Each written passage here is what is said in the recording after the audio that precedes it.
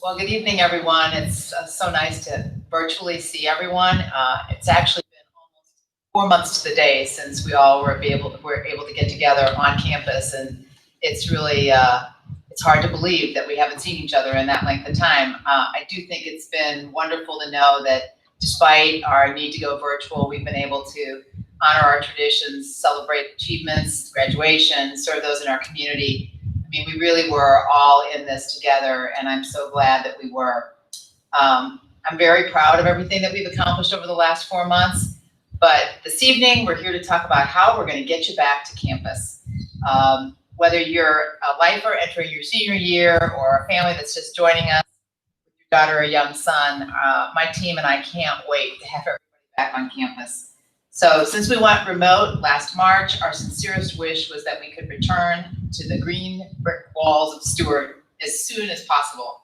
They're really empty without the laughter and the joy of our girls and young boys. So as our community and our world has been through so much in the last few months, it seems that we really are fighting not just one virus, but two, the COVID-19, as well as the pandemic of racism and injustice in our world. As we prepare for the fall, my team, the board, and I are committed to addressing both of those pandemics, because for our community to thrive, we really need to ensure that we as a community are committed to caring for each and every child in our care. This evening, we're going to be focusing on our plans to reopen the physical building and to return to in-person learning. But please keep your eye out for continued work on diversity, equity, and inclusion in the coming weeks. So, tonight's agenda, you can see on the screen. We're very excited to be able to present you an update on Stuart, our plans for the fall, and answer some of the very thoughtful questions that you had shared with us over this last week. Our agenda is going to include a brief overview of the process we've utilized, the guidance we're basing our plans on, and the strategic drivers that are going to shape our happy return to campus. Among these, we will review the academic scenarios we are preparing for and what school will look like for each division. We've worked to ensure answers to your questions are embedded in the presentation, but we expect you'll still have many more. So please understand that we continue to develop this plan, and we will be working to answer all your questions as we go through. We're going to have our taskforce.org email address that you can send us questions after this presentation tonight, and we'll be definitely touching base with you on a regular basis between now and the time school opens. So thank you for your patience and for your understanding as we work to bring your young sons and daughters back to school. So this evening, let's begin as we always do with a prayer. So if we can center ourselves. Heavenly Father, as we prepare to reopen Stuart this September, we thank you for staying with our community during these challenging times.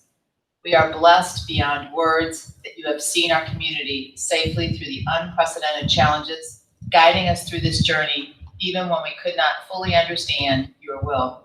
You have stood beside our community, lifted us up when we needed a hand, and held us through times of great sadness and fear. Thank you for guiding our community so that we can care for the children in our care. Amen. So let's begin with our commitment. As we began this plan, we wanted to make sure that we could continue to deliver our mission no matter where we were, virtual or in person. So we began the reopening planning process with one guiding principle, that the health and safety of our students, their families, and our faculty and staff would lead how and where we operate our school. Health and safety first and foremost. So as we begin to prepare to reopen Stuart for the fall, we really want to offer our students a robust academic and co-curricular experience that's balanced with a commitment to the physical and emotional health of our community. We will meet each student where she is on her academic journey in September and support her individual needs and that of your family. So 3 important takeaways. Stuart will first open in person for learning on our beautiful campus this September, pending the directives of the governor, and we know that that can change, so we're aware. Secondly, we will plan to provide synchronous remote learning opportunities for students who are unable or uncomfortable returning to school to engage in classroom and divisional activities. And third, we will provide a healthy environment where our community can engage in teaching and learning. These are really powerful promises that we make to you, and you're going to be hearing all about how we're going to deliver on them. So I'm going to turn this over to the project manager for this entire project, Darren Malone. Darren?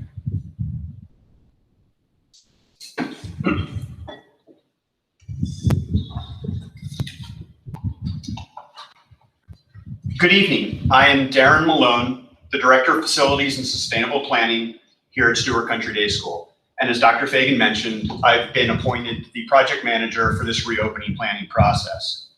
Way back in April, seemingly 100 years ago in COVID time, as optimism faded to the probability that school would remain in distance learning through the end of the school year, we saw the need for a comprehensive plan for reopening. The leadership team selected a project management model based on an integrated approach promoted by the management consulting company, McKinsey & Company. And the nerve center structure was selected. Ooh, you can jump ahead to the appropriate slide. We identified 9 teams that represented a broad cross-section of the school, assigned team captains, engaged faculty, staff, trustees, parents, and experts in our work. As an example, Dr. Peter Krause, MD, an active member of our health and safety team, is a senior research scientist in the Yale School of Public Health, focusing on epidemiology and pediatric infectious diseases. Obviously, rather relevant to the process that we've got here ahead of us. Each team conducted in-depth research and developed strategic, tactical, and operational tasks to ensure that no stone was left unturned in our pursuit of opening school in the fall. This presentation does not dive into the details of every task that lies before us, but provides an overview of our strategy and key details that will help you understand how we will reopen, what protections are in place, and what school will look like in each division. Additional details, as Dr. Fagan mentioned, will be provided at divisional town meetings and follow-up presentations. After the school year has begun, we will maintain our nerve center approach, restructuring it to become the role of a pandemic response team, as we expect will be required of schools this fall. And each member of the team will have specific responsibilities in responding to an event on campus or in changes in guidance or the environment in which we're learning. As an example, Dr. Fagan will be the primary liaison with state and local authorities. A key attribute of our plan, and I hope you take this away from this tonight, is that our process is flexible and can accommodate change. We understand that some guidance or directives will change. There are things that we really hope to know by now that remain unknown, and that we will need to make adjustments along the way.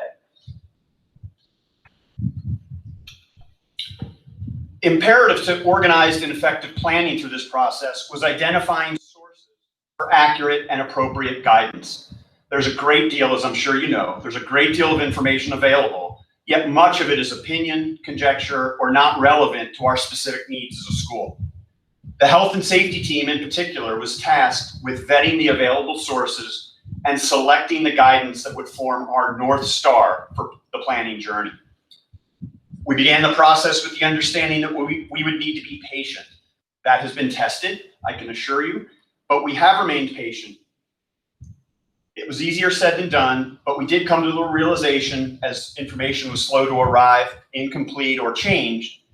But all of us, and most importantly, our health and safety team, have kept up with that information and adjusted our plan along the way to the point where we present this to you today. As you can see on the screen, the 3 primary sources of guidance are the Centers for Disease Control and Prevention, the State of New Jersey, and the American Academy of Pediatrics. Of course, the CDC remains the common national source for primary information, and essentially all schools in the country reference their published guidance.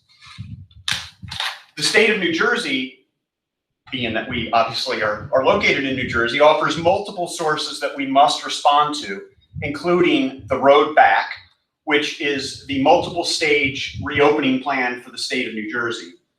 And also the Department of Education's The Road Back, Restart and Recovery Plan for Education. There are also many executive orders that are relevant to our operations and our planning. The American Academy Academy of Pediatrics offers very specific guidance that's relevant to our students and promotes the overall health and well-being of children, which is another very important concept that we've applied to our plan, the overall health and well-being of children. In many ways, the AAP's recommendations are the most relevant to how we assess risk and make decisions that allow us to operate a school. Other resources, of course, have contributed to the development of the plan, including consultation with our peer schools as we try to develop a standard of care. We work within the New Jersey Association of Independent Schools and the Philadelphia Area Independent Schools. We also look at what schools have done in Europe, where our nurse Tina has actually developed direct relationships with school nurses there and assessed what has worked and not worked in their reopenings to date. We also follow the research and recommendations of industry-specific associations, such as those within the HVAC and cleaning and disinfection realms.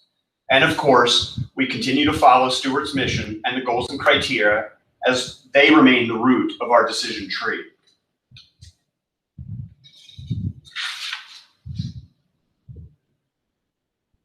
As schools reopen for the 2020-21 academic year, the fact does remain that COVID-19 is still a threat to health and well-being of everyone, and a vaccine remains hopefully as close as a few months in the future.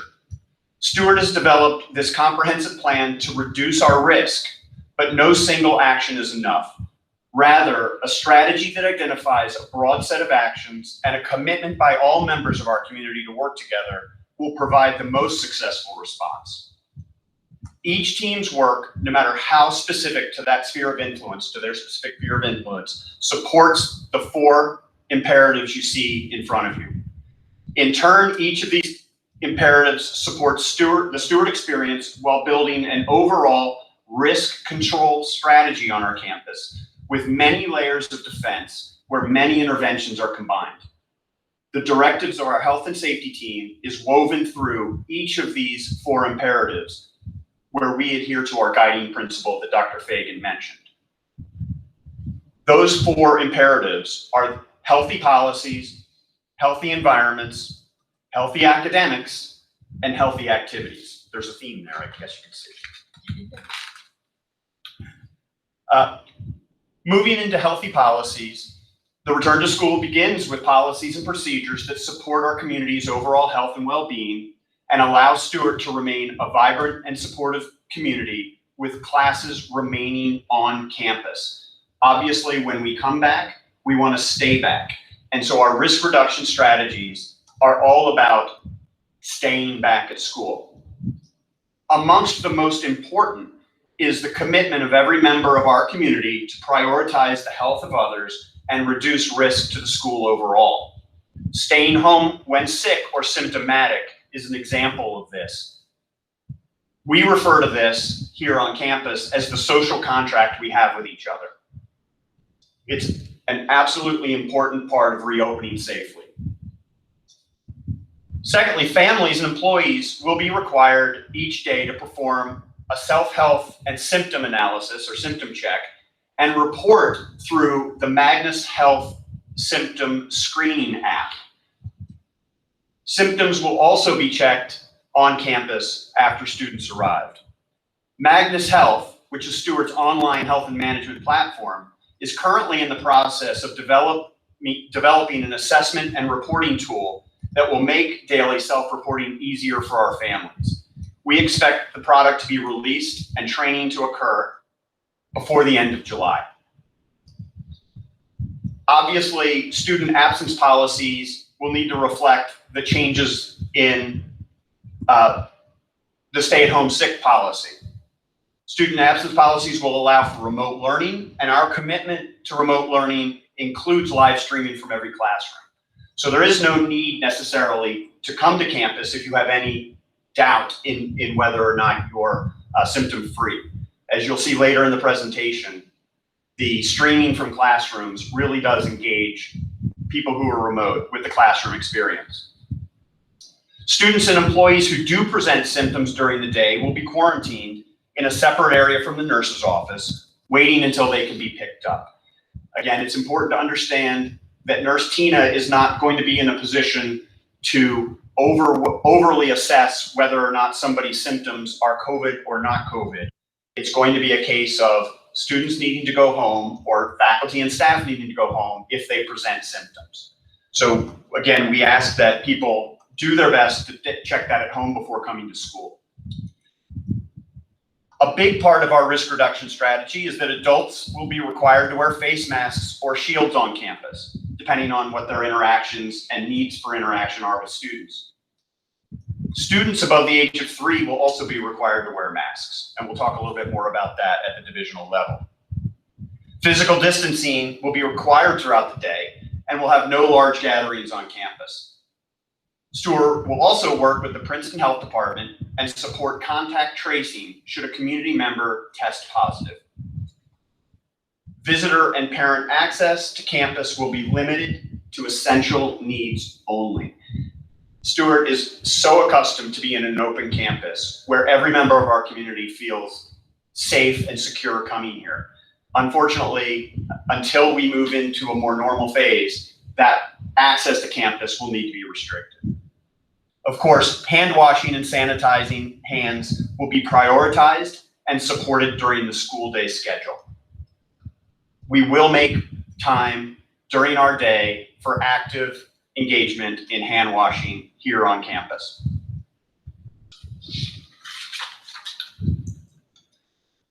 The next imperative is healthy environments. Stuart's buildings and campuses are an asset and provide unique advantages for conducting classes in person. Many other schools in our peer group face challenges that we are fortunate to either inherently solve in our buildings and campus, or for which we are capable of making interventions that have a hugely positive impact. We're able to arrange our classrooms for physical distancing, keep our divisions separate from each other, utilize our 55 acres of beautiful outdoor space, and very importantly, monitor and verify the performance of our HVAC systems to ensure that they are performing as are intended, which is intended to provide a very healthy indoor air quality experience. To provide a healthy learning environment, we will specifically enhance our cleaning and disinfection protocols that include daytime and nighttime disinfection of high-touch surfaces with EPA-registered cleaners. In addition to that, faculty and staff will engage in cleaning and sanitation of their own spaces during the day. So when a class is in a classroom for an extended period of time, they will have cleaning and disinfection protocols in place within that classroom to maintain a healthy environment. As I mentioned, modifications to our HVAC system to comply with what is the American Society of Heating, Refrigeration, and Air Conditioning Engineers standards for COVID-19 include increasing our outdoor air ventilation rates, upgrading to the highest available filter for catching particulates in the air, and extending our use schedules so that our systems are going to be running even when people aren't in the building, so that we're exchanging air rates and maintaining a healthy environment. And that keys in a significant amount to the next bullet point, which is, well, actually, is the next one or is the next one down? 2 down, excuse me, is that air purification through a bipolar ionization system, as is often used in hospitals, is going to be added over the next month to our HVAC systems. Bipolar ionization is shown in laboratory testing to be effective at eliminating viruses, bacteria, pollutants, odors, and more from the indoor environment. Johnson Controls, one of the world's leading building technology companies, however, not our building technology company, recommends bipolar ionization specifically for addressing COVID-19 risks. We are deploying a proven system that reports to our building management system and verification systems and treats the air in the classroom. All classrooms in use in our building will benefit from this technology. There will be no classrooms used on campus that do not have the ability to bring in outside air through our mechanical systems, monitor that air, and treat it with bipolar ionization. Stuart is positioned to measure and verify the quality of our classroom air using CO2 and humidity in addition to ion levels within a classroom. On the right-hand lower photograph there is a trend graph that shows half of a day's trend data on CO2 levels within a classroom in our STEM building. We can monitor to make sure that our CO2 levels remain well below the industry standard, even during the times of COVID, and then make adjustments to either the system or our use of the space as is necessary to reduce those levels in the event that we have to. As I mentioned before, outdoor spaces for classrooms will be used whenever possible, and we'll continue to make improvements outdoors to enable this. We're installing or have installed no-touch hardware at our bathrooms and bathroom fixtures and other places throughout the campus. We will have hand sanitizers mounted in every classroom so that students are able, and teachers are able to sanitize their hands throughout the day without disruption to the class by going to the restrooms. And as I mentioned, classroom setups and signage will continue to promote physical distancing within the classroom. I will now turn the presentation over to our Assistant Head of School for Academic Leadership and the Head of Middle School, Robert Masonis, to share with you the vision for conducting healthy academic programming. Thanks a lot, Darren. And as you see on the screen, it's a great reminder, this is what it's all about. And this is why we're very excited about this presentation, as we can start the process of having our students return to those smiling faces, those friendships, those experiences that are what makes Stuart special and why we are here today. So we'll go through that process. We'll go through how we're going to go from where we are now back to those pictures you see on the screen. It's not going to happen overnight. There will be stages. But I'm very excited that starting now and then into September, we are going to begin to take that process and take those steps closer to getting back to normal.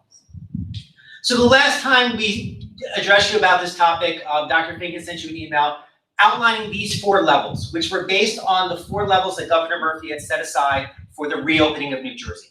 And these levels are going to help us going forward because we understand that this is an evolving issue. And that what the facts on the ground are today are going to be different in September, and they're going to be different in October, are going to be different in November. And we need to be flexible and have the plans in place to move to meet the health needs of the country, of the state, and to protect our students while giving them an unparalleled, excellent academic experience. And what we're going to see today is that based on the current guidelines by the CDC, the American Pediatric Association, and the state of New Jersey, we're going to be opening in a kind of mix between level 2 of containment and level 3 of restricted. I'm going to talk about what that looks like in each division. But know that we've got plans in place for every scenario as the information changes and as the needs of the community change in fighting this pandemic. So, based on the information that we have now, based on the information that really was put out recently by the American Academy of Pediatrics, that says students need to be in school, they need to have normalcy, they need to have that kind of connection. This is how we plan to do it, what we know now to do it safely. So in early childhood and lower school, in many ways, it's not going to be tremendously different from their current experience because they already operate in a pod model. They already operate in their homeroom model that they stay in throughout most of the day. So what you're going to see is, instead of them heading off to specials and walking around the halls, the specials are going to come to them, which again limits their exposure while allowing them to have the full academic experience. And due to the wonderful architecture of Stuart, they have access to outside, they have access to breaks, they have access to recess, all right there from their classrooms, which is a really amazing thing. So classes will be conducted still in that kind of cohort model within your grade. You stay there. The specials will push into class. For any student who chooses or cannot come back to campus, the technology department has developed live streaming of video so that the kids can participate directly and live with their classmates if they're at home. We will have recess continued outdoors so students can stretch their legs, and we'll build more recess time into the school day so that kids get a chance to still move around, to run around, to release that energy. I know for all the students, what's really important is goûter, and we still will have snack time, we still will have break time, and that will be delivered into the classroom. A new feature this year to help with this in the lower school is that we also will provide lunch for all lower school students, similar to what we have been doing with middle and upper school students. And that will also be delivered directly to the classroom. So that's all students have access to Stuart meals, which will help kind of keep things safe and efficient. Teachers will wear masks or shields at all times. Students above the age of 3 are also going to be required to wear masks to contain any type of spread. There'll be times dedicated each day for students to have a mask break when they go outside, and we can make sure that they're completely socially distanced. And then as far as before care, there's going to be a little bit change in that going forward, and this is actually going to be true for all 3 divisions. We're changing teacher start times, so that starting at 7:30, you can start to drop off your daughter or young son. They will head directly to their classroom where their teacher will be there to greet them and get them settled for the day. The start of the school day has not changed from 7:55, but as far as morning drop off, you can start dropping off as early as 7:30. The students will immediately go into their cohorted classrooms to remain safe, and there will also be aftercare available, and there'll be more information on that forthcoming. Other things to know in the lower school, we're going to look at retaining, mitigating risks, so there won't be shared objects, shared crayons, that each student will have their own supplies as a way to kind of keep them safe, and we'll keep them socially distanced at all times.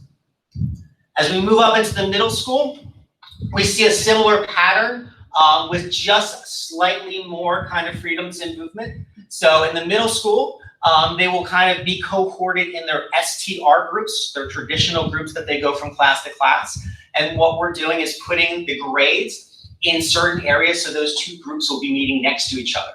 So for example, the 3 8th grade sections will be in the back 3 middle school classrooms. So each grade will be kind of cordoned off in their own area. And they'll stay in their STR group for most of their classes and change for world language, and in 7th and 8th grade change for math, so that their academics are not compromised, but the students are kind of staying kind of contained in their own groups. Again, we will have a hybrid learning situation so that any students who are choosing to stay home or must stay home will get a chance to be live streamed into the class, be able to interact, see the notes that are being taken, and be involved in the class at all times.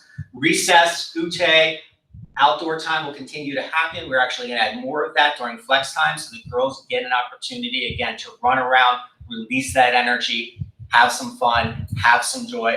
Goutte meals will be delivered to the classroom rather than going to the cafeteria. Again, the masks will still take place. Everything else that I just talked about as far as before school and after school are the same in the middle school, that you'll go directly to your first period class room and you'll stay there. So there's not kind of lounging in the MSRC or kind of wandering around, but we'll have some fun and have some exciting opportunities for things to do so. We will not be using lockers. Students will keep their books with them. So there's not those kind of clogged spaces. So the girls will have the books and all their materials in their class. But again, trying to run a normal schedule, giving them a full breadth of academics, of gym, of all of the activities that they come to love, even having kind of choir outside where we can spread them far enough apart and we can hear the beautiful voices of girls singing and giving them the experience that they've come accustomed to. So it'll be a little bit different, but we're hoping again to give them everything that they can hope and have that experience with their friends. In the upper school, again, because of the individualization of that schedule and how academics work in the upper school, it's going to be, again, a little bit less restrictive. So there, we're kind of moving around classroom assignments, so all the upper school classes will be on one end of the building, and there the girls will move from class to class. So they will wear masks when they're moving around, they'll wear masks in class, but they will go from classroom to classroom as assigned.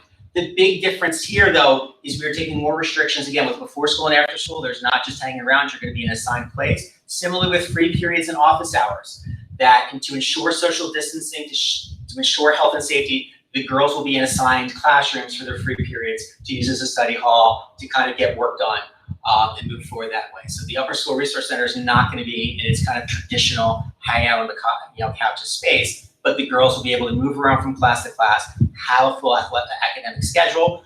Again, with wearing the masks, pretty much everything else will be kind of the same for them with that kind of caveat. So, I mean, again, they're going to be able to have all their classes. Girls are not going to have to drop out of specified classes. They're going to have all their art classes. They'll have access to the ceramics room. They'll have a access to the makerspace, so the girls will have access in the upper school to do everything they need to do to meet their academic demands while ensuring their safety, ensuring that classrooms are socially distanced set up, and all the wonderful things Darren said about air filtration that we're able to provide them with safety and security.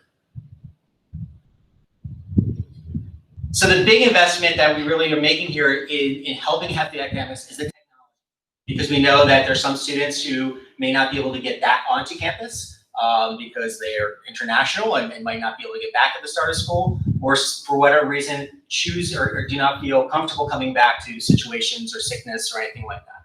So we've invested a lot in upgrading our bandwidth in the school so that we can stream simultaneously from all of our classes. You see in these pictures the setups where there will be kind of large screen TVs and cameras and mics set up in each classroom so that students can log in and actually take part in the class, in class discussions. So you see what you'd see on the left with the teacher up front, you see the other students in the class, and on the right you have a direct view into actually what's on the board and the note taking, so you get to see that simultaneously. So that if for whatever reason a student is unable to come into school, they are still able to fully participate in the class. They're still fully able to articulate, to get part of the curriculum, to engage in discussion, to get the notes, to be involved and not feel they are kind of out in no man's land. So this is, I think, really exciting for us that we're going to be able to leverage these technologies to give every student the full learning opportunity that they deserve. Besides academics, we understand there's other parts of the school that are really important and make the whole Stuart experience. I'm just going to talk about a few of them as questions have popped up. Athletics. The governor's plan and guidelines do allow for athletics. The New Jersey State Interscholastic Athletic Association has also put out guidelines even for fall sports. So while we are hopeful that fall sports will be able to happen, it is an ever-changing landscape. Just today, the Ivy League announced that they are not going to host fall sports. So we have to understand that this is still kind of fluctuating and up in the air. So we are going to continue to pay attention to the guidelines that are put forth. We're going to continue to kind of work with the athletic directors around the state to see what is safe, what is recommended, and to see if we can have fall sports happen. So again, it is our hope, but we'll have more information as we get back to closer to the start of the school, because final decisions on this have not been made yet.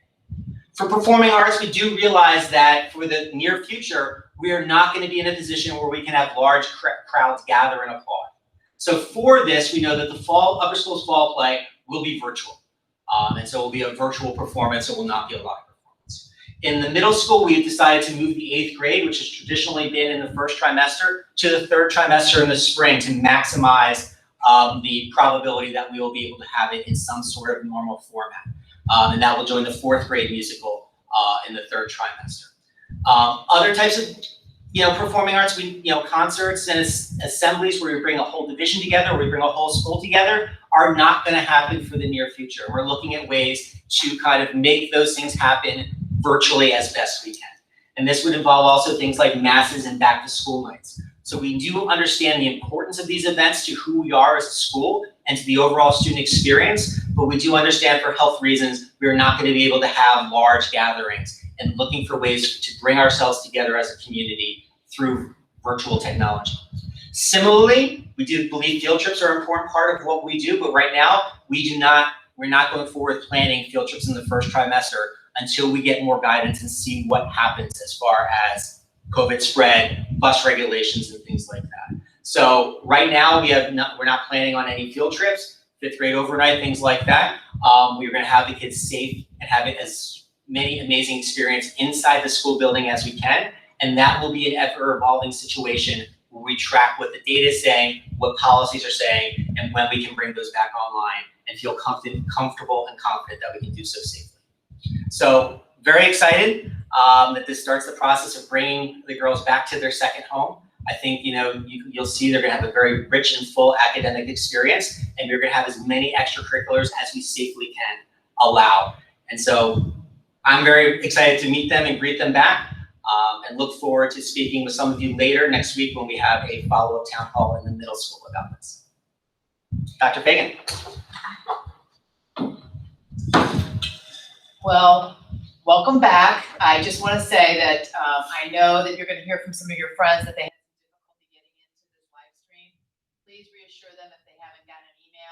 that we have recorded this entire session so that they can actually view it very shortly. And you can save it and review it too if you have some questions or think, now what did exactly Mr. Masona say about that? Or what did Mr. Malone say about the HVAC system? So you'll have an opportunity to review it. I think that we are really hoping that as you go through this and you think about the presentation this evening, that you will please send your questions to taskforce@stewartschool.org. We really appreciate those who sent their questions in early, but we know that this presentation will raise even more questions. I do want to say to you that today I was on a Zoom call with the heads of all the area independent schools, and I think we're all moving in pretty much the same direction and using the same kind of strategies to get our students back to school. But I will say I am extremely proud of the systems that we're going to be able to put in place that are going to, I think, help us be a little bit of head and shoulders above some of the others in terms of the ionization system that we'll be incorporating in our huddle carts that will make those of you who have children who can't come to school really feel like they're still present in the school. So please know that we're going to be continuing to update you. If we have another live stream, I swear to you, we're going to do it through Zoom so that we can make sure that it goes smoothly and we don't have anybody that can't get in. Please note that there will be divisional town hall meetings because I think a lot of this is very division specific and the questions that you're going to have are going to be really different at the early childhood, lower, middle, and upper school levels. So please note when those will be had, and you can check those out on the slide here. Student orientation will still be on September 8th, and our first day of classes will be Wednesday, September 9th. So please stay tuned. We're going to keep you posted as much as we possibly can, keep you updated, and just really want to reiterate, we are so excited about the opportunity to have everybody back on campus. So take care, have a wonderful evening, and look for the link so that you can review this at your leisure or that you can push out to someone who happened to miss it. So take care. Bye-bye.